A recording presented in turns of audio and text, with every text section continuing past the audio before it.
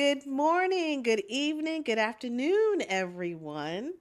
I am Sheila, the host of Essence in You, and we have a wonderful, honorable guest, Etsy. Etsy is a writer, she is an intuitive coach and creative guide who helps neurodivergent and spiritual.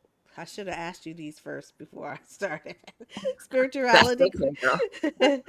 spirituality curious folks come home to themselves.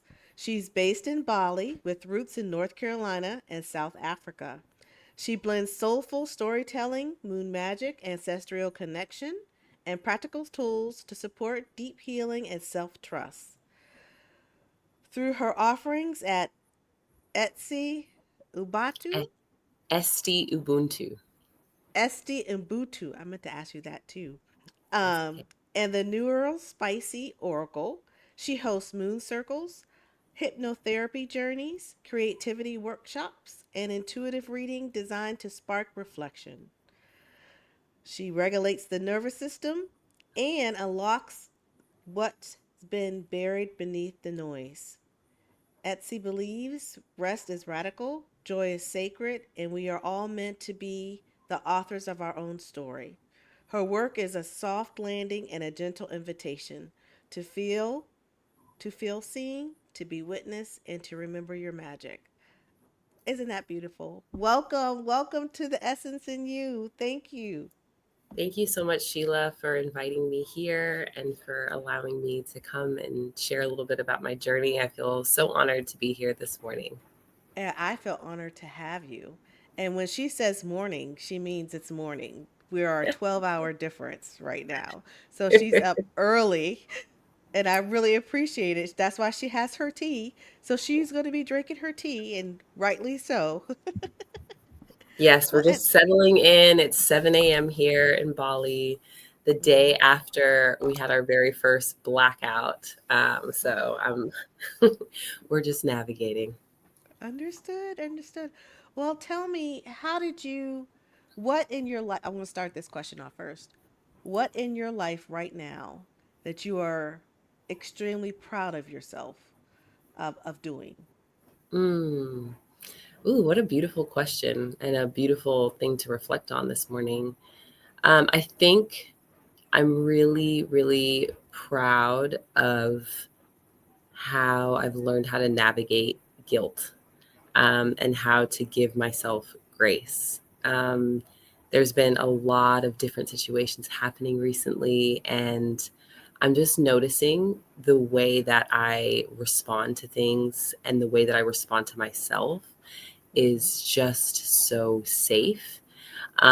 And I I feel this like deep, deep sense of gratitude. But at the same time, I also feel like this deep sense of like grief for the younger version of me that was not able to hold myself, and just, Mm-hmm.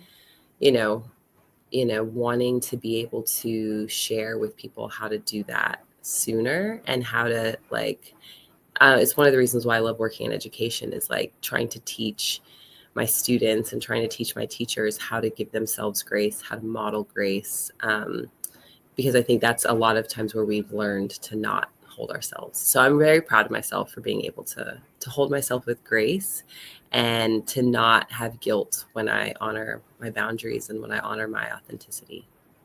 That's beautiful. That's a hard thing to do. Even though you're I always say I'm stone cold, in my decision, when I'm saying no, but I do feel some kind of like, oh man, they're not gonna like me today or what. So yeah, I can truly honor that. I truly honor that. I see you. I truly honor that. Yeah, Truly. thank you. And it's beautiful because there's a wonderful, wonderful friend of mine. We've been friends for like, I think over 10 years now. And she asked me a question, and I was able to answer it so quickly and honestly and with like without any guilt. But 10 years ago, if she had asked me the same question, it would have put me into a spiral, and I would have, how is she going to feel if I say this, and what if I say, can Mhm. I say it in a different way? And like, none of that existed. And I shared with my husband, I was like, wow, that's growth. Like it's Mm-hmm. big. Mm-hmm. Mm-hmm. Well, tell us a little bit about yourself, my dear.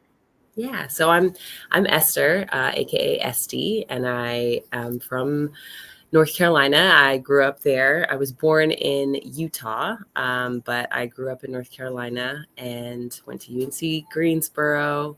Um, I'm an AKA, and I lived most of my life in the South. And then I moved to Florida for grad school, and I got a degree in international education development. And from a very young age, I knew I wanted to live abroad. Um, it definitely set me apart from my friends who were just kind of like, "What are you on about, girl?"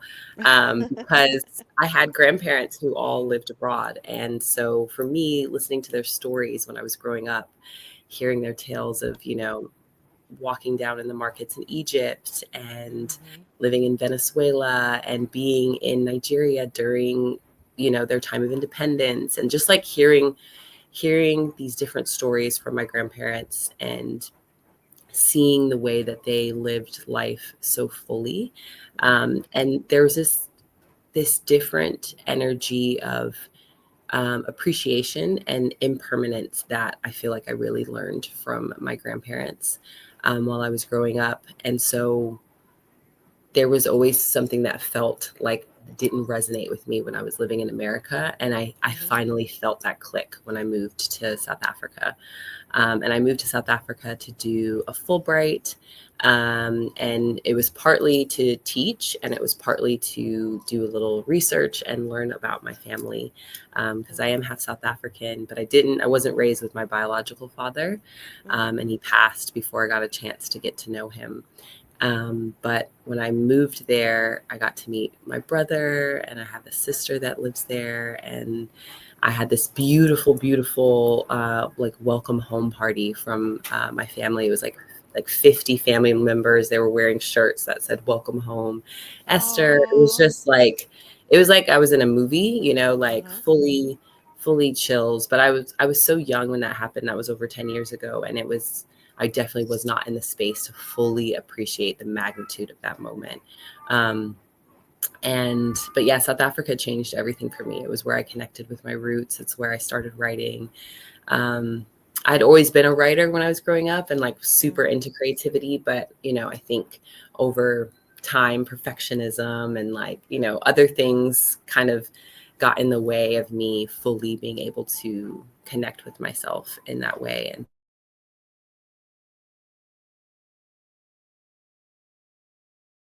Uh-oh. Uh-oh, we might have lost her. Let's see if she comes back. There you are. You there? I'm here. I think it was an Okay. invitation to drink some tea, to take Okay. a but yeah, when it was time to come back to America from South Africa, because Fulbright is only like about 10 months. Mm-hmm.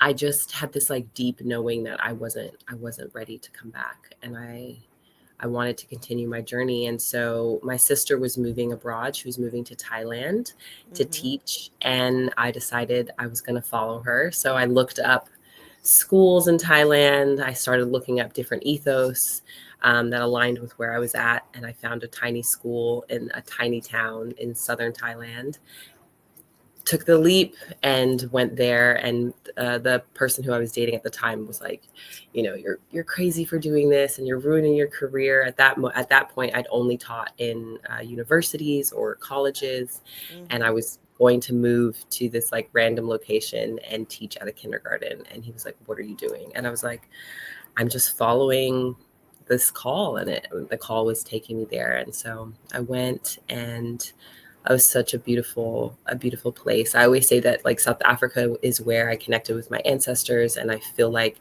I had this deep kind of like root awakening that allowed me to like truly tap in and truly feel connected. But then in Thailand is where I feel like I really had like this inner child healing.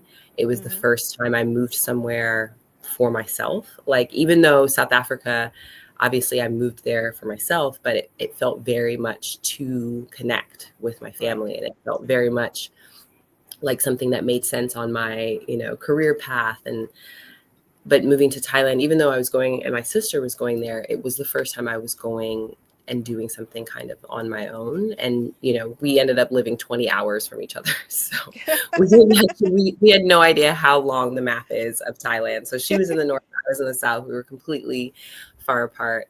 And so, yeah, Thailand is where I first kind of like started doing things with kind of like permission slips to just like experiment and see, like, do I like this, do I not like this, like, and not just doing things because it felt like that was what I had been conditioned to do. And so it was Mm-hmm. very freeing, it was very fun.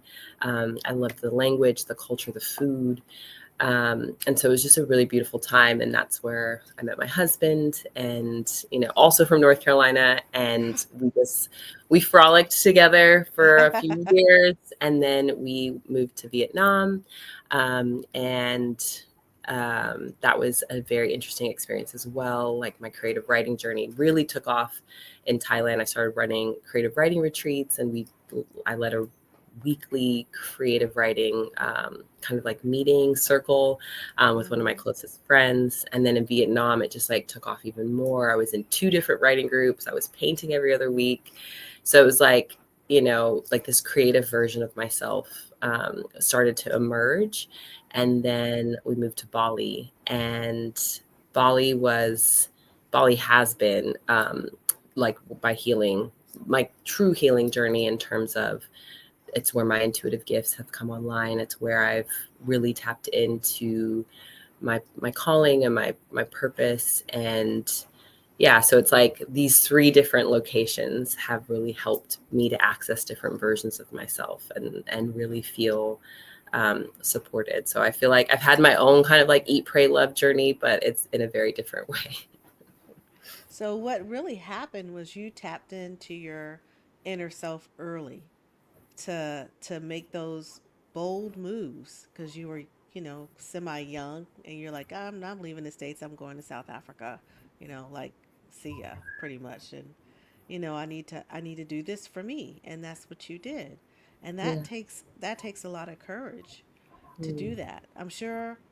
Well, I don't know, but did you get some slack from that? Like, why do you want to go so far away, Yeah, or I did, and I didn't. And I think that's the deep gratitude I have for my grandparents and my parents. I think my parents, they had that kind of moment of like wanting to stay in one place because they moved around so much growing up. And so, but I think they also could see that this is something that I truly wanted. And so they completely, like, they supported me 100%. Um, I think the only slack I really got were from people who I think were just a little bit afraid, and hadn't mm-hmm, seen what I'd seen, and hadn't mm-hmm, had that same kind of like support and kind of conditioning. I was conditioned to see that living abroad was mm-hmm, fun and an adventure. So for me, it didn't feel abnormal. But so the slack I did get was from people who I think were just not used to people not living like a linear path. I think the slack also has come from like when I move from one place to another, and when I kind of mm-hmm, completely shift like the career path. But mm-hmm. I think people have come to kind of like know this about me and just have accepted it. And I think I have been pretty self-aware for a very long time, and I'm quite transparent in my journey always. So I think Mm-hmm. that helps people um, support me as well, is because I'm quite vulnerable in my process. So Mm-hmm. that I think gives them the freedom to kind of ask questions and kind of get a deeper understanding of the why. And I think that helps them feel safe for me, if that makes sense. Mm-hmm. Yeah. Oh, yeah. It makes sense. It makes sense. So how did you come or become or on your spiritual journey? How Yeah. when did that resonate with you, and you became an intuitive coach and you start going within? When at what point in your life did you go deep and say, this is something that I want to do? Yeah. I mean, I think on a subconscious level, always, when I was in undergrad, I had a choice between going a psychology degree route or a political science route. And Mhm. in my heart of hearts, I knew I wanted to do psychology. Mhm. Um, I was a little bit kind of like my mom's therapist growing up. Mhm. Um, and but I also knew I had a lot of trauma and things that I needed to unpack. And so Mhm. I felt quite overwhelmed by the thought of helping other people when I knew I kind of needed a lot of help myself. So I Mhm. decided to take the political science route, which felt more safe. It felt like a job, getting a law degree that felt like a more safe bet. And Mhm. then I kind of ignored the psychology piece, except for those moments when I'd get, drunk and I was like at parties and my neurodivergence would come through and big groups were actually too overwhelming for me. So what I would always do is sit in the corner with whoever needed kind of like that ear and that Mhm. guidance. And it was kind of like I felt the call then. And then over time, being an educator, as an educator, you kind of wear that hat. And then in educational leadership, I was wearing that hat with my teachers as well and with my parents, with the parents. So, but when it really fully started to hit was after my accident. And so in Mhm. 2019, I had an accident. I broke my third eye and like crashed and broke my skull here. And I decided to take some time off. And when I took that time off, the intention was for me to focus on my writing, but I had um, a lot of educators who knew me and a lot of writers who knew me reach out and say, hey, I heard that you have some time. I would love to hire you as a coach. For as a writing coach, and then I would love to hire you as an educational leadership coach. So both of those kind of came to me. I was kind of invited into that coaching space, and if you know about human design, I'm a projector. So being Mhm. invited into spaces is usually where the flow happens. And so that was a beautiful moment. And I really loved working with my writers. I loved working with my educators. And I think I'd been doing it for maybe like 6 months. And then somebody messaged me and was like, hey, I see that you're coaching and I would love to hire you as my life coach. And I was like, whoa, whoa, whoa. Like, that's not, that's too much. Like, that's not, I was like, that doesn't resonate. That's not it. Like, I don't, that's so like fluffy. Like, I don't even know what that is about. And and then I think what happened is because we were in the depths of COVID during that time, a lot of the people who I was seeing, even though they had hired me to help them write their memoir or they'd hired me to help them transition into like a different high school to be the principal, Mhm. they were all experiencing their own different levels of grief. And they were all navigating limiting beliefs and roadblocks. And I had done a lot of work with myself over the years for different Mhm. reasons, and I experimented with different modalities. And so I started to kind of bring in those tools with those people, and I was seeing significant shifts and changes. And I was like, oh, I am already doing kind of like life coaching. Um, and so I was like, okay, well, this is confronting. And then so I sit with that for a bit. And then a year after my accident, I got electrocuted on the exact same day. And I think that was my wake up call so the accident taught me to slow down and taught me to tune in and to kind of like really listen to my body, listen to my intuition. Like, so I was already kind of starting to get into that spiritual flow, anyways. Mhm. But my accident is what was like, but you're meant to be doing this work with other people, Mhm. or the electric, like getting electrocuted. So it was like the accident slowed me down and helped me focus on me. And then I think getting electrocuted helped me be like, no, but you're actually supposed to be reverberating this out. Like you're supposed to be like doing a ripple effect type thing. And I was like, okay. So I kind of shifted gears a bit. And that's when I kind of really started focusing on developing my intuitive gifts more and teaching it a bit more. I started teaching human design a little bit more. I started Mm-hmm. doing some work with hypnotherapy through To Be Magnetic. I started looking at my journaling practice a little bit more intentionally, not just to connect with myself, not just to help with my writing, but also, how to navigate like rewriting my subconscious. And yeah, so I would say that's kind of how we got to where we are. Well, I have a couple questions. Yes, please. Um, Explain to people about your broken third eye. Some people may not know what a third eye is. So can you explain that Sure. to the folks out So, there? and the reason why I say I call it my broken third eye is because literally that morning I had gone and done a meditation on the beach, and and the whole time I was just like seeing images and I was seeing colors, which I was never a visual meditator, Mm-hmm. right here in the third eye. And so there's 7 chakras that Mm-hmm. in the Indian Hindu kind of system. Mm-hmm. And you've got your root chakra at the base of like your spine. You've got your sacral, which is kind of like right under your belly button. You've got your solar plexus, which is kind of like here. You have your throat chakra. You have your third eye chakra, and then you have your crown chakra. And Mm-hmm. so, third eye is really all about intuition, insight, seeing. And so, I was doing that meditation, and then when I got home, I had a freak accident with my motorbike and got thrown into a wall and literally like had a fracture skull. And I have like a little, I don't know if you can see it, but I have like a little Harry Potter lightning scar here. And I You always do. say that's like my witch scar. Right. But yeah, and so I think that's really what has helped me to kind of like tap online. And I think I already had access anyways, but I was really ignoring it. Like it was almost like I had these intuitive whispers, these little like inklings of things, and I was just kind of like, that's nothing. And so it was like, okay, we're really talking to you here. And I was like, okay, all right, I'm listening.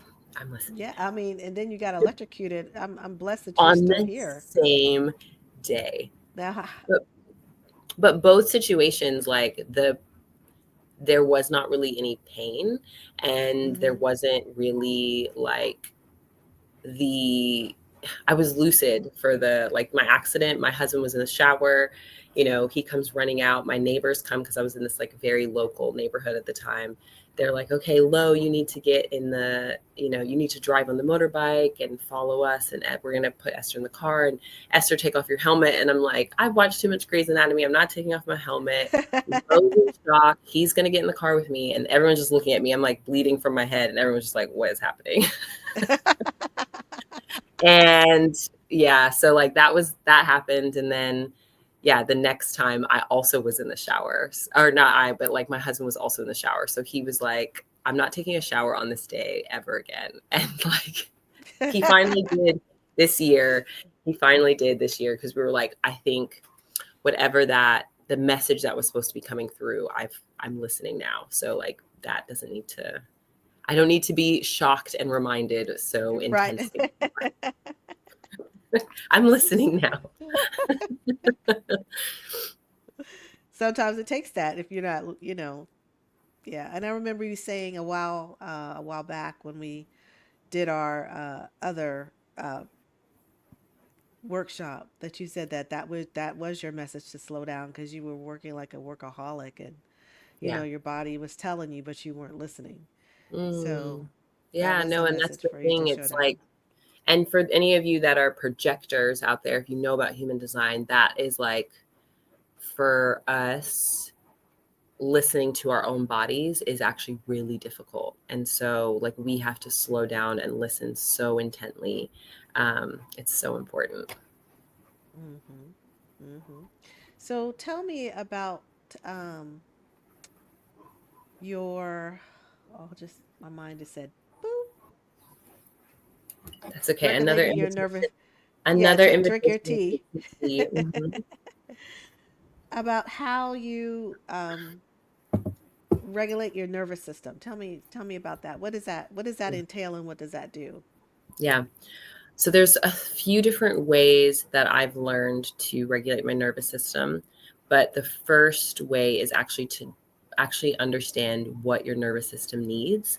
And so Mm-hmm. one of my favorite TED Talks is by a Black woman, and she talks about the 7 types of rest. And Mm-hmm. often I thought the only way to regulate my nervous system was taking a nap or getting a massage. Right. And those 2 ways are physical rest. That is one of the 7 types of rest. And even in physical rest, there's 2 types of physical. There's passive and active physical rest. So Mm-hmm. that is just kind of like treating the symptom, I think, for me, is what I realized. And so then there's the other 7 or the other 6, and it's, there's mental rest, there's emotional, there's social, there's sensory, there's spiritual, and then there's creative. And so learning how to discern or like diagnose myself in terms of what do I actually need. So it's like, if I'm getting anxiety, tuning into the moment. Is it because I've been sitting in a fluorescent lighted room with no access to outside fresh air? Is that why? And so Mm-hmm. taking myself out for a walk usually will calm that down. And so then realizing like, okay, is it creative exhaustion that I have because I'm not, tapping into my creativity, or because I'm just in logistical mode, or I'm just in admin mode, or is the Mm-hmm. opposite? I'm creating too much and like I'm giving myself creative fatigue. So, there's so many things that can create dysregulation. And if we're not aware of what is causing the dysregulation, then we're not going to be able to solve it. And so often what happens is people try to, here's the way to de-stress. And it's like, but if you're not actually aware of what is causing the stress, Mm-hmm. that 7-step thing that they're telling you to do isn't, and you're doing it, it's not working. And you're like, why isn't it not working? Mm-hmm. It's probably because you're not treating the right thing. And that's just one layer. Another layer is like, there's ancestral stuff that's coming through. It's not even Mm-hmm. ours, or there's Mm-hmm. societal stuff that's coming through.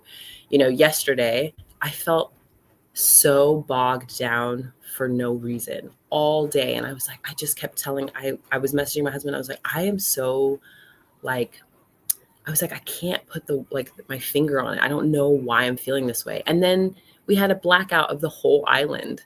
Mm-hmm. And, so sometimes we're also intuiting something that's about to happen.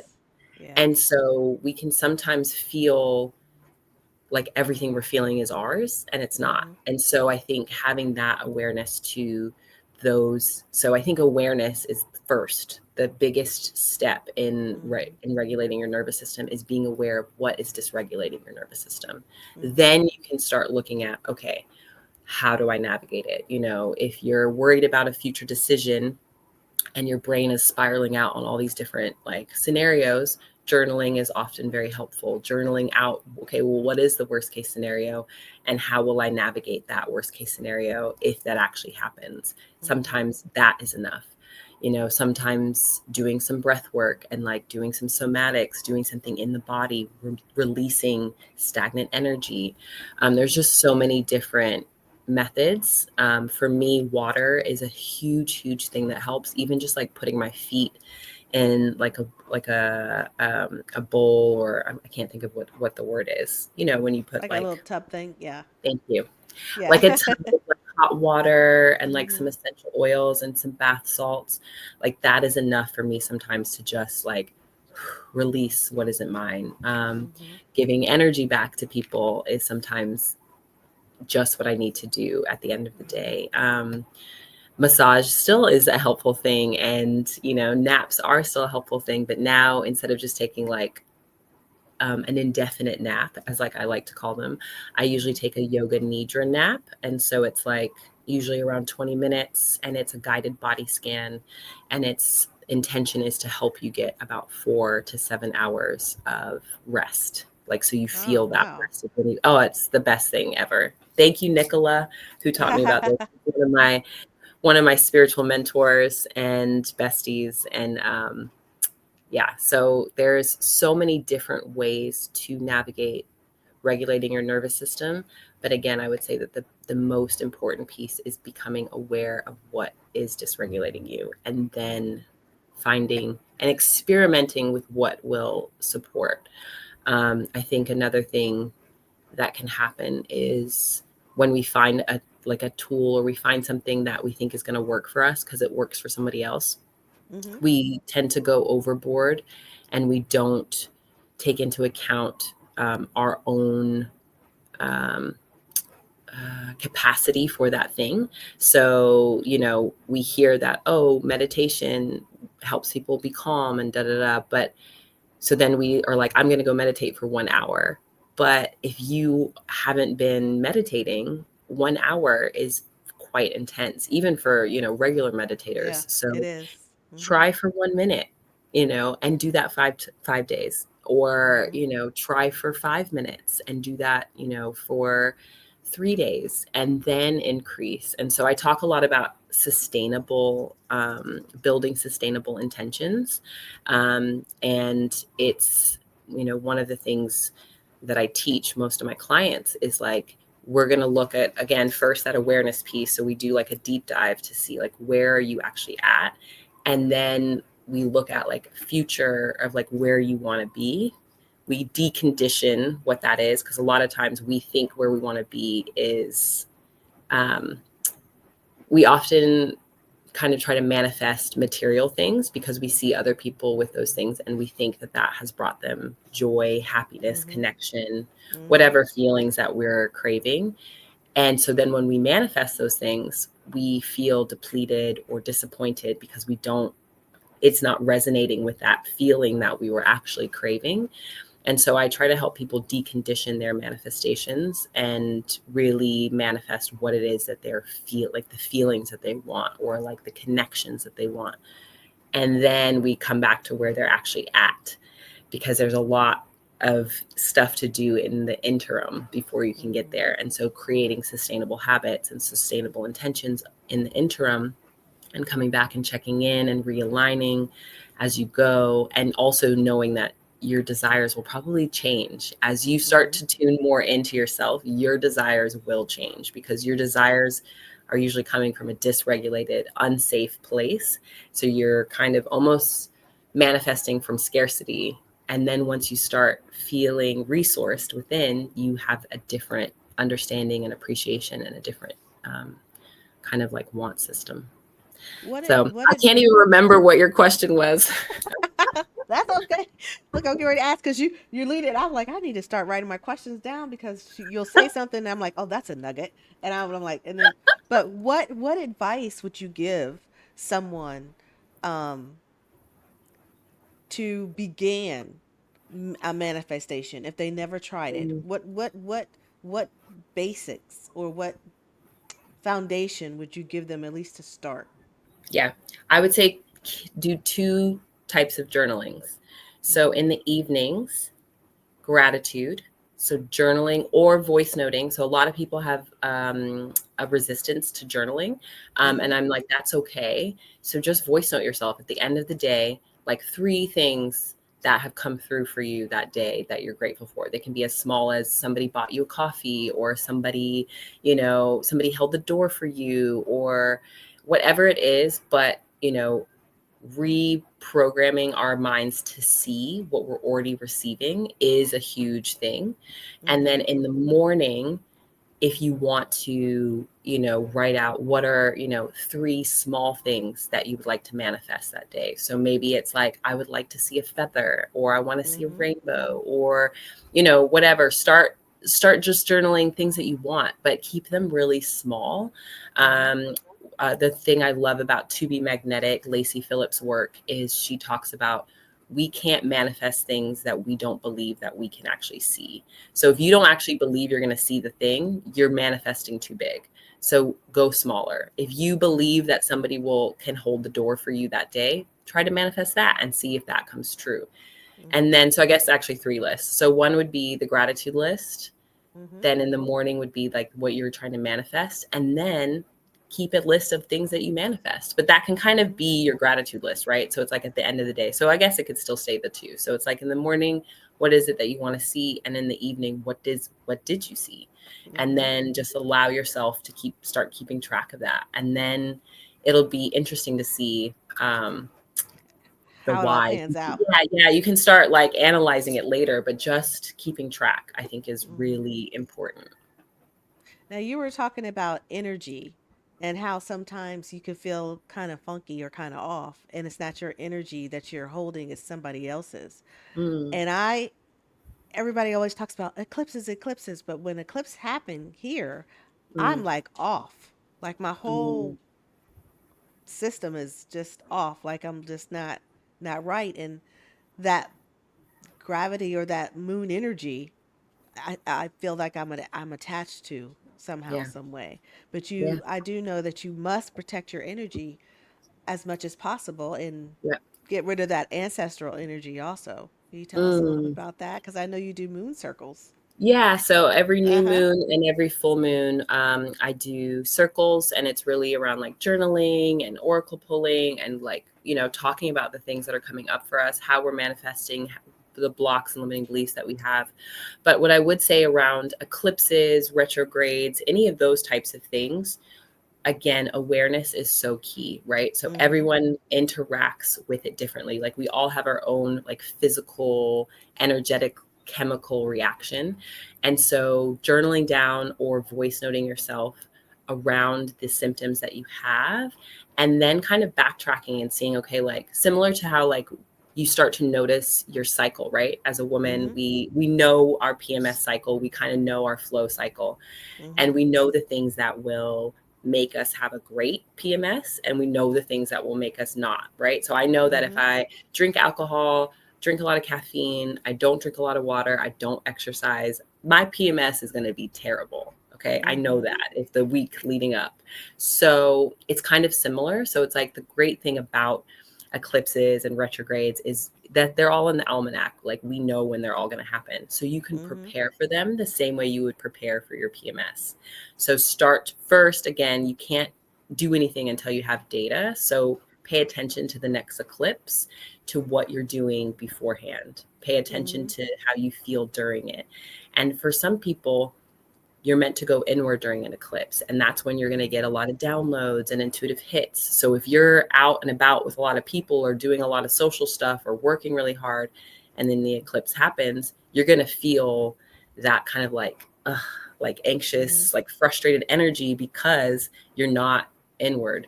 But maybe during an eclipse, you're meant to be the light for other people. So maybe you are supposed to be out. So if you're inward, you're going to feel like that tight constriction because you're actually supposed to be out helping. So everyone's going to have a different role to play. And Mm-hmm. so it's about like tapping in and seeing, okay, well, what do I do before the eclipse? How do I feel during it? And then how do I feel after it? And so for me, like with a retrograde, Mercury retrograde is all about communication and transportation and traveling.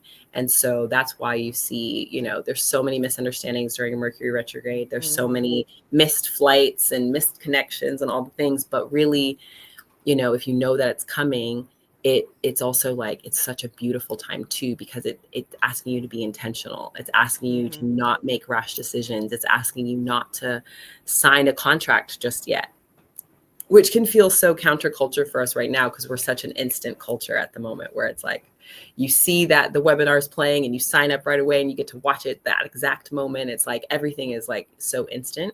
And so a retrograde for me is like asking me to slow down. But I notice that it actually impacts me more before and after the retrograde. So I'm quite Mm-hmm. clear during, but it's because I'm a channel for people. I can communicate and translate for different people. I say it at work all the time. I'm always everyone's marriage counselor. Mm-hmm. And like I am able to help people, like someone saying X and someone is hearing Y, and I see the disconnect happen, even though they can't see it. And so during Mercury Mm-hmm. retrograde, I'm like, I'm over here like putting out fires, doing all the things. But beforehand, I feel so sluggish and slow. And so it's like I have to prepare myself because it's like I know I'm about to go do deep work.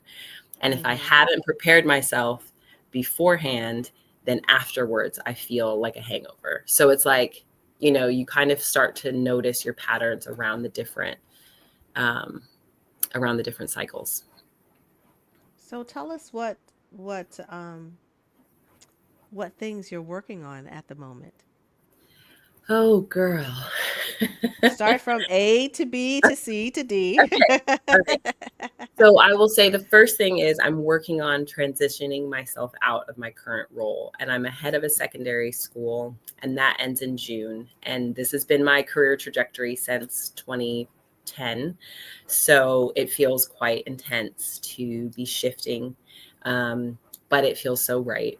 And Mm-hmm. so I'm trying to do this with as much integrity as possible, giving to my students, giving to my parents, giving to the person who's being onboarded for my role, giving to my teachers, but also still maintaining my energy, as you know, handovers are not easy, moving on and closing chapters are not easy. So I'm sitting with and honoring the grief and the frustrations and the missteps and the wish I had, um, Mm-hmm. moments, and just really trying to be as present with her, with this, version of myself that I imagined, Mm-hmm. many years ago.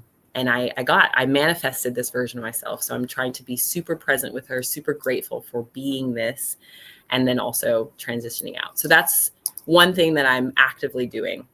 Mm-hmm. Another thing is I'm actively moving into this new brand, the Neurospicy Oracle, which is where I am combining my awareness of being neurodivergent, my skills as an educator, as a coach, and my understanding and awareness of spirituality, and helping people to access their own intuitive gifts and kind of like their inner landscape, and using my love of Oracle, my love of, I'm getting a certification in hypnotherapy through Mind Valley.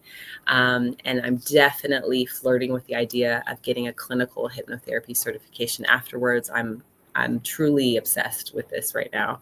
Now Um, tell us about that. Tell us about yes. hypnotherapy. Yes, Okay. I'm So interested in that myself. So. yes, great. So I actually have been doing hypnotherapy, kind of like self hypnotherapy, for a very long time through To Be Magnetic, through Mm-hmm. Lacey Phillips' work. I'm an affiliate for their program as well. So if anyone's interested, you can look on my website, and I have a whole bunch of information about my journey with them, and kind of like how that they've helped me with my inner child healing, with shadow work. But really, hypnotherapy is around helping you to hyper focus and like release your focus on other stimuli. So it helps you to kind of like really tune in, Mm-hmm. to your subconscious, and it helps you to rewrite your kind of subconscious beliefs. And I find that that is what is really, really helpful and important and powerful, and is the missing step in a lot of people speaking about manifestation. Mm-hmm. And if I walk around and say, I'm going to be wealthy, I'm going to be healthy, I'm going to be da da da, if I'm going to say all those things, that's me speaking in my conscious mind. And if Mm-hmm. I have any limiting beliefs or traumas that keep me from believing that to be true, it it's just me speaking. It's not really doing anything. So hypnotherapy goes deeper. It's a deeper level where you're talking to your subconscious, and your subconscious is constantly taking in new information all the time. Mm-hmm. And so it's once you start to get to that, access that level, that's when you start to see the change. Oh, okay. Mm-hmm. Yeah. So it's like talk therapy, I think, is so important and is necessary, because to be listened to be heard, to start working through those emotions is so important. It's like once you've done therapy though, then and you're kind of, you feel like you've hit your plateau, you've hit your peak. then that's when you start need to work kind of into the subconscious realm and start working on those deeper layers. And I love it as well because, you know, not everyone who works in hypnotherapy works with the ancestral stuff, but I also Mm-hmm. feel that you can tap into some ancestral things too. Mm-hmm.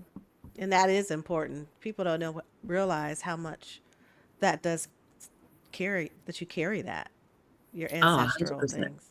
I Yeah. mean, people understand it on a physical level. They understand it with DNA. They understand it Mm-hmm. with, you know, genetic predispositions to diseases. And so I often try to help people navigate it from that starting point.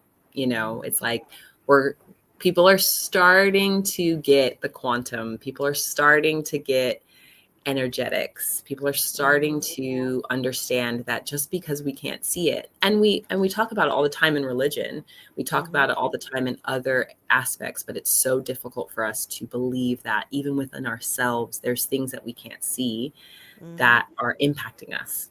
Mm-hmm. Absolutely. Absolutely. So continue. I didn't mean to interrupt your No, that's what you're okay. working on right now. Yes. So You that's have my your hypnotherapy certification. I'm halfway through that. uh-huh. Super excited. I'm loving it. I'm doing case studies with a woman in Greece. She's also doing the hypnotherapy certification as well, but she's also from America. And we kind of got it like every weekend we write scripts for each other. We send each other voice notes about our fears, our hopes, our dreams that week. And then we write a script for each other based on what we're learning in our practicals. And it's just like it's like it brings my like creative writing, my coaching, my like spiritual stuff. It like it's just like this beautiful weaving of who I feel like I've always been, and I just didn't realize that this was the medium. So through that, and then my oracle. So I have my ancestral secrets of the ancestor oracle certification, and I've done oracle for myself. I've had so many decks, but then learning how to truly read for others, and then I've created my own deck, and so that's out. It's like in beta at the moment. um, and then I've been collaborating with some of the women. That's how you found me, is through the Overcoming Fear Mm-hmm. course. And so Yes. continuing to do that work. I've relaunched my podcast. And so I have something called the Unlocking Community. So I started it back in 2020 when the pandemic hit. It was the unlocking creativity. It was my focus. And it was leading unlocking creativity workshops, and then doing my podcast and really having people share their creativity journeys. And what I realized recently is that the unlocking community is still really my, like my passion, but it's Mm-hmm. in different areas. So, you know, so the next season that I'm going to do is unlocking magic. And that's where I'm going to deep dive into Oracle. I'm going to deep dive into hypnotherapy, tuning forks, breath work, all of these different like modalities, and the Akashic records and human Yes. design. And then the next one I'm going to do is I'm going to revisit unlocking creativity, because I think writing is still such a beautiful medium for people to come home to themselves, Mm-hmm. and writing your own journey. And, you know, first being the author of what's happened in your life, then learning how to be the author of your present and like what's going on, and like being in constant dialogue with yourself, then realizing that you actually have the power to write the next chapters, and you can be co-creating with the universe. So I want That's to beautifully said right there. thank you. Beautifully said. Thank Yes. you. So I want to revisit that. So I'll do that in the next season. And then the last kind of season will be unlocking love, as my love story with my husband, I think, has been a big piece that people always ask us about. And I'm realizing that we've been conditioned in society to think love is hard. And we think that there's so much there's so much to unpack. And so I have so many beautiful humans in my life that I've seen have beautiful love journeys, and I want to showcase that. And then the Mm-hmm. current season that we're in now is unlocking wellness. And so I've been bringing on different people from different areas of the wellness industry to talk about their own unique wellness journeys, to help people see that there's no one size fits all. And it's really important. Right. Again, as I said before, being aware of where you're at, and then building out your wellness protocols and your wellness routines. So my podcast is actively happening right now, which is super exciting. And then, yeah, my coaching. So I'm going to be doing some coaching. And I'm really going to be focusing on these areas that I talked about that kind of mirror my travel journey. So we'll be doing ancestral coaching, inner child, and then intuitive gifts, and kind of going into that stream to help people access. And retreats is in the future. I at the moment I'm actually being invited to a bunch of retreats, and so I'm here for that. As a projector, I'm like, yes, I will let you invite me to come and rest at your retreat. That sounds That's amazing. right. And so the first one I'm going to is in July in Koh Samui. And I have a discount code for anyone who wants to come and rest with me or play with me. Okay. All I'm right. super excited. So yeah, there's a lot happening. Where can people find you? Yeah, you can find me at the Neurospicy Oracle on Instagram, or my current Instagram, Esty Ubuntu, EstyUbuntu. Ubuntu being I am who I am because of who we all are. That was the name that I was given from my cousin when I moved to South Africa. Um, Oh, yeah, and then the moon circles. That's a current thing that's going on too. So if you want to kind of tap into all of the different seasons and all of the different magics that I'm learning, I teach in my moon circles twice a month, and you can find that at the neurospicyoracle.com/moon circles. so do you have like the your oracle cards to show or I so don't have people can my see? actual deck, which is so sad. It's on my Instagram. It's funny because I made them all online and I found a Uh-huh. print for you site. And so my mom has a deck. I have a couple friends who've bought the deck. My friend, she's actually in Bali this month. And so it was the first time I actually got to hold them. And I was like, Uh-huh. oh, I should have bought one to come to her, but I didn't think about that because it's like a slow process I'm doing with this deck. So Yeah. I don't have that to show, but I do have one of my favorite decks, The Secrets of the Ancestors Yes. Hey, by you if Aviola you Abrams. Yes. yes. Heart to her. Heart to Yes. her.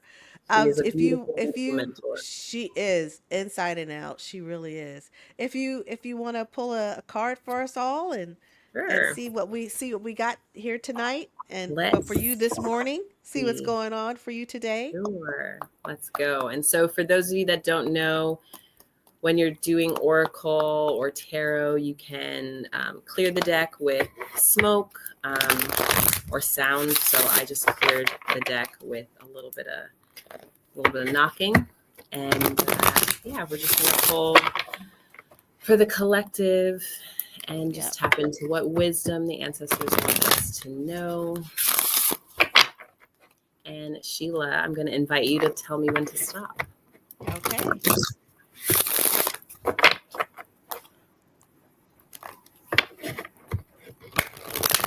Stop. Perfect. Ooh, we love it. We love it. So the card that has come up is Unapologetic, the Patriarch. And I love this so much, especially because I feel like for a very long time, I was trying to get rid of all of like the patriarchal energy and like my masculine energy. And I was just like, I need to tune into my feminine, especially around my accident, because I was realizing I was like hustling and doing all the things. Hmm.